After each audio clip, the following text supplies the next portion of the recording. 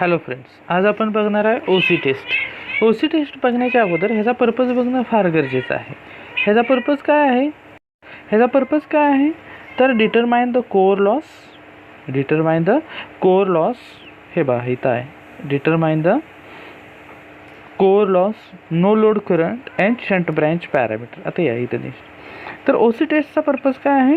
To determine the core loss, म्हणजे core loss determine करणं, no load current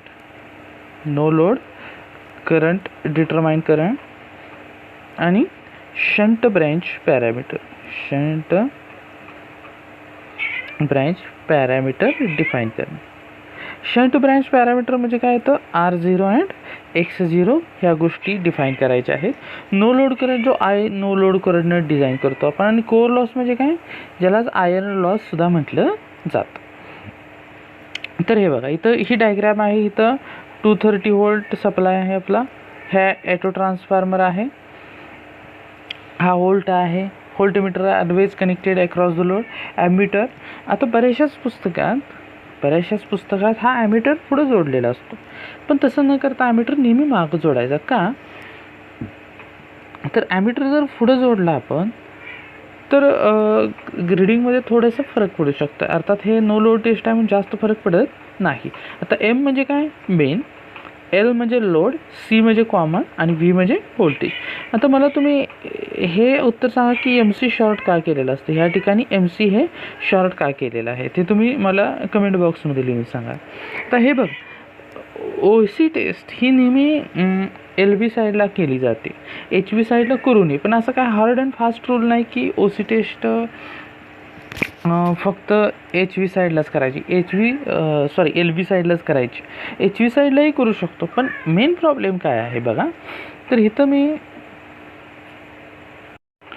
नवीन diagram तयार केलेले आहे. आता ह्यामध्ये बघा, M म्हणजे काय? मेन असतं. L म्हणजे लोड, C म्हणजे कॉमन आणि V म्हणजे व्होल्टेज रेंज सिलेक्ट करतो आपण. आता ह्यामध्ये बघा, इथं LV साईड आहे आणि इथं HV साईड. आता आपल्याला हे माहीत आहे की HV साईडला करंट काय असतो? कमी असतो. HV साईडला करंट कमी असतो, हे आपल्याला ट्रान्सफॉर्मरवर माहीत आहे. आता इथं नो लोड आहे. नो लोड कंडिशनला करंट काय असणार आहे? ऑलरेडी कमी असणार आहे. जर ही सेटअप इकडे ट्रान्सफर केला HV साईडला तर काही प्रॉब्लेम येणार नाही. पण इथं बघा, एक तर व्होल्टेज रेंज कमी आहे, व्होल्टेज रेंज 230पर्यंतच देतो आहे आपण, बरोबर. आणि करंट, नो लोड करंट किती असतो? 0.1 पेक्षाही कमी असतो. आता जर एवढं रेंज जर आपण HV साईडला ट्रान्सफर केलं तर काय होतं? तर ते मराठीत म्हण आहे बघा, काय, आधीच दुष्काळात 13वा महिना किंवा भिकाऱ्याजवळ भीक मागवणे वगैरे. का तर इथं करंट ऑलरेडी कमी आहे, HV साईडला आणि कमी येणार करंट.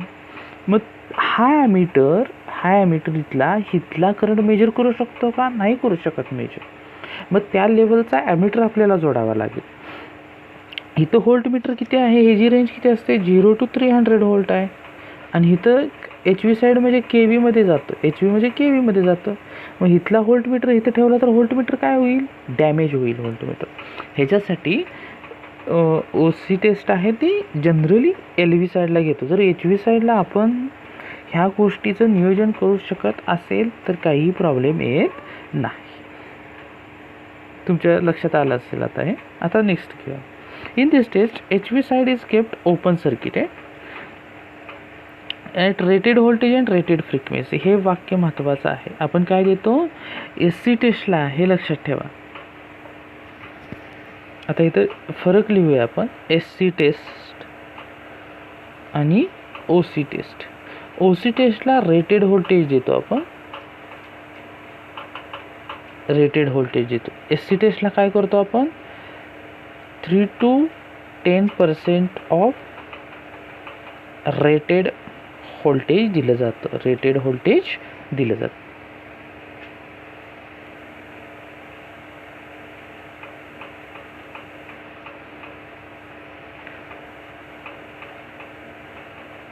3 to, इथं रेटेड व्होल्टेज दिलं जातं, पण इथं 3 to 10% ऑफ रेटेड व्होल्टेज दिलं जातं. आता ह्या ठिकाणी बघा, no doubt the core loss will be the same whether the magnetising current is made on L V side और L V side H V side. Magnetising current काय राहतो या ठिकाणी, सेम राहतो जरी ते कुठेही केलं तरी. Auto transformer voltage divider are used. म्हणजे ह्या ठिकाणी जो आपण यूज केलेला आहे तो काय आहे, हा ॲटो ट्रान्सफॉर्मर यूज केलेला आहे. मी माझ्या प्रॅक्टिकलला ॲटो ट्रान्सफॉर्मर यूज करतो. व्होल्टेज डिवायडर शक्यतो वापरला जात नाही का, तर व्होल्टेज डिवायडरमुळे लॉसेस जास्त होतात. तर ॲमीटर इथं बघा, ammeter wattmeter connected to measures the no load current and input power. Voltmeter measures the no load current. No load current merely to magnetise the core. आता बघा, नो लोड करंटचं function काय आहे,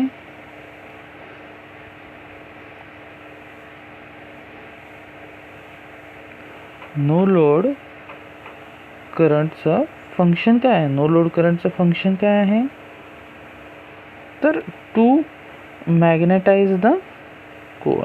म्हणजे कोअरमध्ये फ्लक्स सेटअप करायचे. म्हणजे काय आहे, फ्लक्स सेटअप. मॅग्नेटायझिंग करंट किंवा नो लोड करंटचं फंक्शन काय आहे, टू मॅग्नेटाइज द कोअर म्हणजे फ्लक्स सेटअप करायचे. This magnetising current is very small. This magnetising current is very small, 3 to 10% of rated current. So copper loss are neglected. आता copper loss neglected कसं होतं, तर मला सांगा, 3 to 10% of rated current. Okay, rated current. मी तुम्हाला प्रत्येक गोष्टीचं कॅल्क्युलेशन्स देतो, फक्त थेअरी नाही आहे, तर इथं खूप मोठा अर्थ दडलेला आहे. आता कॉपर लॉस लास्ट लेक्चरला आपण बघितलं, copper loss is directly proportional to load current. Okay, आता 3 ते 10% ऑफ रेटेड करंट. तर रेटेड करंट आपण 5 अँपिअर जर धरला आहे, ह्याच्यात 3% म्हणजे किती होईल, 3/100. ओके, म्हणजे किती होईल, 15/100. आता 15/100चा जर वर्ग केला आपण, कारण का इथं आपल्याला माहिती आहे copper loss is directly proportional to current असतो. तर हा किती होईल, 15चा वर्ग 225 डिवाइड बाय 1 2 3 4 आय. म्हणजे हा करंट किती होईल, 1 2 3 4 1 2 3. हा करंट किती होईल, 0.0225. हे आय स्क्वेअर इंटू रेझिस्टन्स तर ऑलरेडीच कमी असतो आपला 0.5. म्हणजे हे काय होतं, एकदम निग्लिजिबल व्हॅल्यू होते. ही व्हॅल्यू काय येते, एकदम निग्लिजिबल. सो ओपन सर्किट टेस्टच्या वेळी कॉपर लॉस काय असतो, एकदम निग्लिजिबल असतो. With applied voltage to the primary current, normal flux will be set up and therefore normal iron loss takes place. आता आपण ही कॅल्क्युलेशन्स कसे आहेत ते बघूया. कॅल्क्युलेशन्स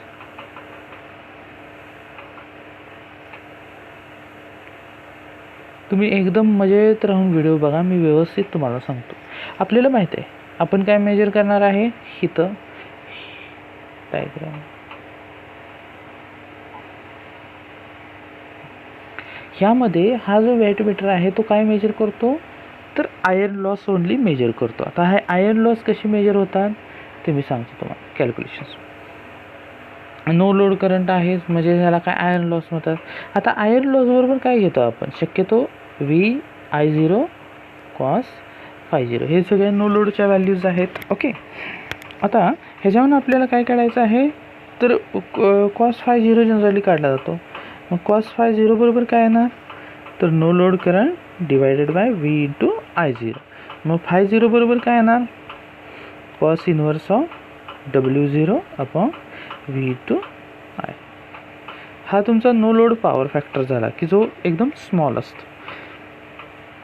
आता हे काढलं आपण. ओके, आता बघा, नो लोड एनर्जी कंपोनंट म्हणजे 2 कंपोनंट असतात. No load energy component, sorry,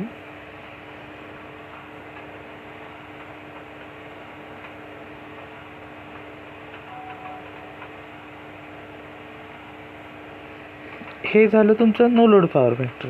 आता काय बघायचं आपल्याला, नो लोड एनर्जी कंपोनंट बघायचं आहे. No load energy component. Okay, आता बघा हा काय आहे, तर ही फेजर डायग्रामवरून तुम्हाला सांगतो. हा काय असतो, IM असतो आणि हे काय आहे, IC. ओके. आणि ही काय असतं तुमचं नो लोड करंट असतो. हे V आहे. इथला अँगल काय आहे, फाय. आता ह्याच्यावरून काय येतं, तर कॉस फाय बरोबर काय येणार, सॉरी कॉस फाय नॉट बरोबर काय येणार, लगतची बाजू म्हणजे काय येणार, IC भागिले नो लोड करंट I0. म्हणजे IC बरोबर, सो इथं लिहितो, IC बरोबर काय येणार मग, I0 कॉस फाय 0. हे झालं तुमचं IC. आणि मॅग्नेटायझिंग करंट बरोबर काय येणार, I0 साइन फाय 0.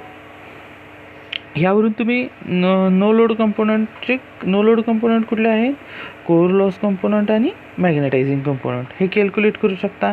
हेच आपण इथं दिलेलं आहे. आता हे कॅल्क्युलेशन्स काय फार अवघड नाहीत. R0 बरोबर काय ना, आता शंट ब्रँच पॅरामीटर्स कॅल्क्युलेट करावे लागतील आपल्याला, ते कॅल्क्युलेट करू. Shunt branch parameter. आता शंट ब्रँच पॅरामीटर कसे असतात बघा, हे असं असतं. इथं R0 इथं XM असतं. हे नो लोड टेस्टची इक्विव्हॅलंट सर्किट डायग्राम देखील आहे. हे LV साईड आणि ही HV साईड. ओके. आता बघा इथं करंट येणार I1, इथं नो लोड करंट, हिकडं I1 डॅश येतो. शक्यतो आता इथं I1 डॅश घ्यायचे संबंधच येत नाही, कारण का तो कमी असतो. ही LV साईड आहे, ही HV साईड आहे.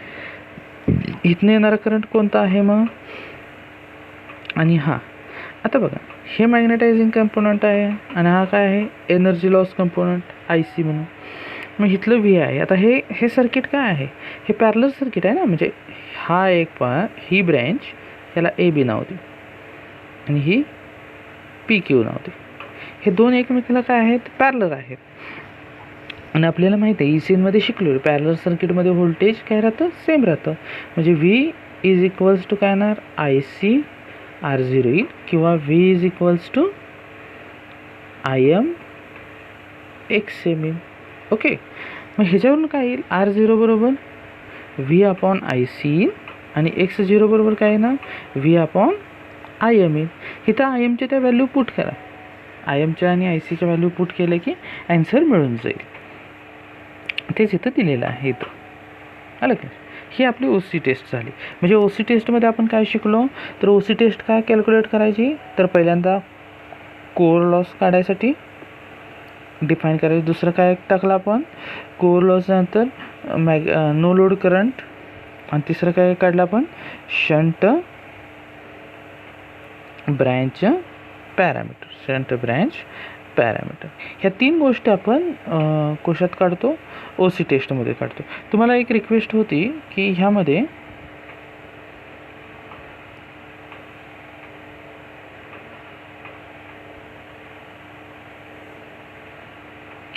ही इक्विव्हॅलंट सर्किट डायग्रामसुद्धा आहे.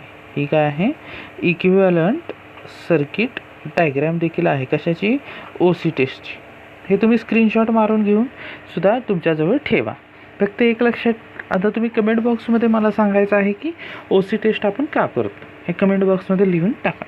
तर मित्रांनो, तुम्हाला जर माझा व्हिडिओ आवडला असेल तर नक्कीच लाईक, शेअर आणि सबस्क्राईब करा, जेणेकरून माझंही मोटिवेशन वाढेल. Thank you so much.